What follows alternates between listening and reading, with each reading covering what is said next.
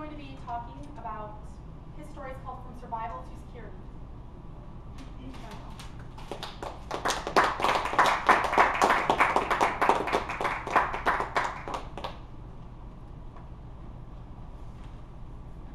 Thank you, Madam Toastmaster. Have you ever noticed that in a good economy, or there are people who are doing bad financially? And have you ever noticed that in a bad economy, you may see some people doing very well financially? Well, that kind of leads me to believe that it's not so much what's happening with the economy, whether it's good or bad. It has more so to do with what is that individual doing? What is that person doing that's effective for them, that is making their personal finances work for them? Can you guess what is the #1 reason why Americans file bankruptcy? Well, if you guess medical bills or credit card debt, then you hit the nail right on the head. That is the #1 reason why Americans file bankruptcy, due to credit card bills or medical bills. But when you think about it, the research shows that the #1 reason that some Americans file bankruptcy is because of the debt that they accumulated, or consumer debt. It causes them to find ways and add loans and money onto their debt.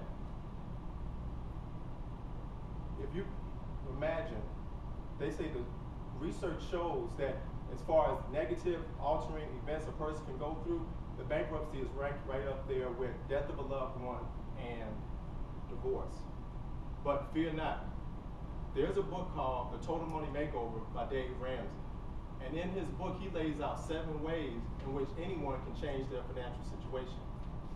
7 strategies. I would touch on 3 of those strategies tonight and let you research the rest if you're interested.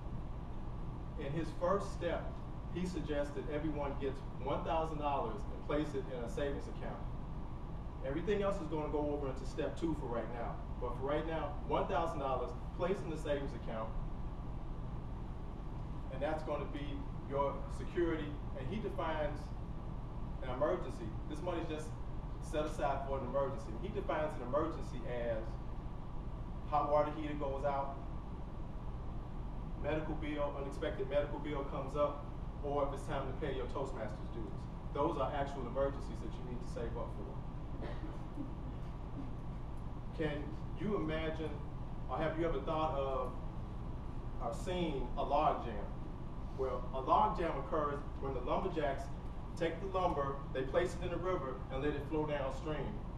As it flows downstream to go to the sawmill to be processed, sometimes there's a bend in the river, or the river gets narrow where it jams up. Once this happens, this stops the flow of all their work and what they're doing. So they have to figure out a way to break this log jam.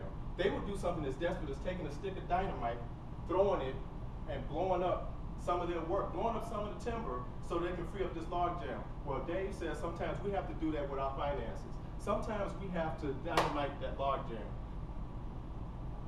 How you can do that is by maybe taking on some extra hours at work, getting a part-time job, perhaps selling something. In his book, he documents how people have sold their boats, people have sold their motorcycles, their gun collections, in order to generate some extra money to go over into step 2. So you got your $1,000 put aside, you're in step 2. This is where you get rid of that student loan, that car loan.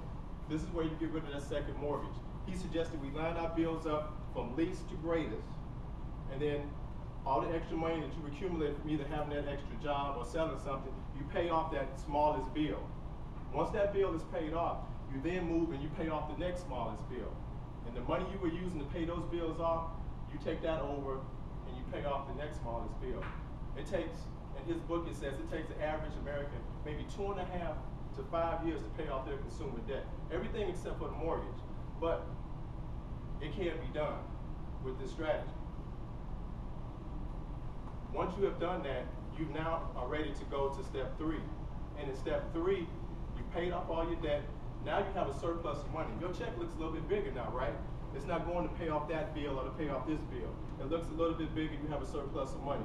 You take that money and you put it in a complete emergency fund. That's step 3.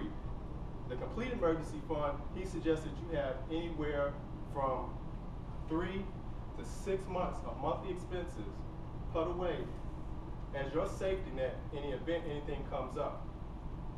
We're talking anywhere from maybe $8,000 to maybe $15,000 put away to protect you, and in case something happens, roof leaks, hot water heater goes out, something like that. There are so many times when I think when I was in a bad situation, but when I found out about this book 2 years ago, it made a difference in my life. If you can think about, maybe perhaps there's someone that you know that can use the information. Credit card debt, medical debt, and bills is stressful. No matter how you look at it, it's stressful physically and it's stressful on your relationships. Studies show the #1 reason married couples argue is over budget or something regarding money. So I truly believe if you can use some of these steps or perhaps suggest it to someone that you know, you can dynamite that log jam and get out of debt. Thank you.